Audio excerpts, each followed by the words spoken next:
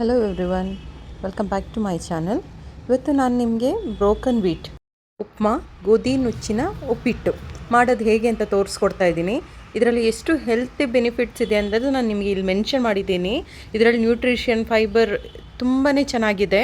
ಇದನ್ನು ಮಕ್ಕಳು ಕೊಟ್ಟರು ತುಂಬ ಒಳ್ಳೆಯದಿದು. ಹೇಗೆ ಮಾಡೋದು ಅಂತ ತೋರಿಸ್ತೇನೆ, ಮತ್ತು ಏನೇನೆಲ್ಲ ಇಂಗ್ರೀಡಿಯೆಂಟ್ಸ್ ಬೇಕು ಅನ್ನೋದು ನಾನು ನಿಮ್ಗೆ ತೋರಿಸ್ತೇನೆ.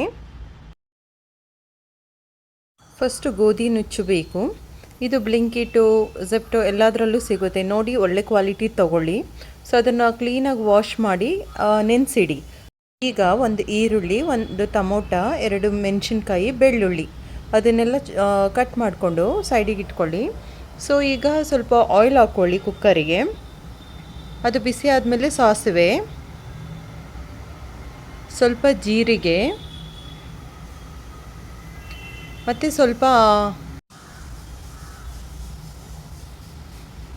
ಜೀರಿಗೆಲ್ಲ ಹಾಕ್ಕೊಂಡಾದಮೇಲೆ ಈಗ ಕಟ್ ಮಾಡ್ಕೊಂಡಿದ್ದೀರಲ್ಲ ಅದು ಮೆಣಸಿನ್ಕಾಯಿ, ಬೆಳ್ಳುಳ್ಳಿ,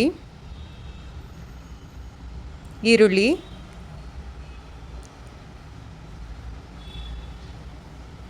ಎಲ್ಲ ಹಾಕ್ಕೊಂಡು ಫ್ರೈ ಮಾಡ್ಕೊಳ್ಳಿ. ಅದು ಸ್ವಲ್ಪ ಫ್ರೈ ಆಗಿದ ತಕ್ಷಣ ಈಗ ಟೊಮೊಟೊನೂ ಹಾಕ್ಕೊಳ್ಳಿ.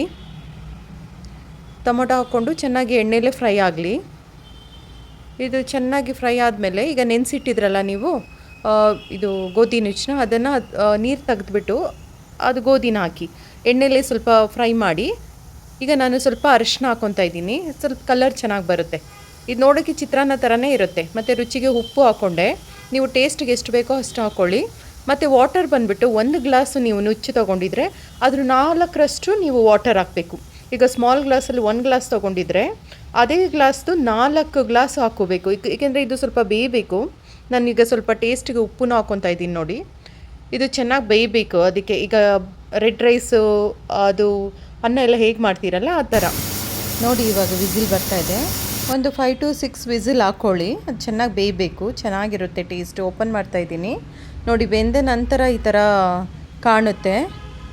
ನಿಮಗೆ ಆಗ ಬೆಂದಿಲ್ಲ ಅಂದರೆ ಸ್ವಲ್ಪ ಇನ್ನೊಂದು ಸ್ವಲ್ಪ ನೀರು ಹಾಕ್ಕೊಂಡು ಬೇಕಾದರೆ ಬೇಯಿಸ್ಕೋಬೋದು. ಬಟ್ ನಂದು ಆಲ್ರೆಡಿ ಕಂಪ್ಲೀಟಾಗಿ ಕರೆಕ್ಟಾಗಿ ಕುಕ್ ಆಗಿದೆ. ನೋಡಿ, ನೀವು ನೋಡ್ತಾ ಇದ್ದೀರಾ ಎಷ್ಟು ಚೆನ್ನಾಗಿದೆ ಗೊತ್ತಾ. ಮತ್ತು ಟೇಸ್ಟೂ ತುಂಬ ಸೂಪರ್ ಚೆನ್ನಾಗಿರುತ್ತೆ. ಇದು ಡಯಾಬಿಟಿಕ್ ಇರೋರಿಗೆ ತುಂಬ ಒಳ್ಳೆ ಫುಡ್ಡು. ಒಂದು ಸಲ ಟ್ರೈ ಮಾಡಿ ಹೇಗಿದೆ ಅಂತೇಳಿ. Thanks for watching.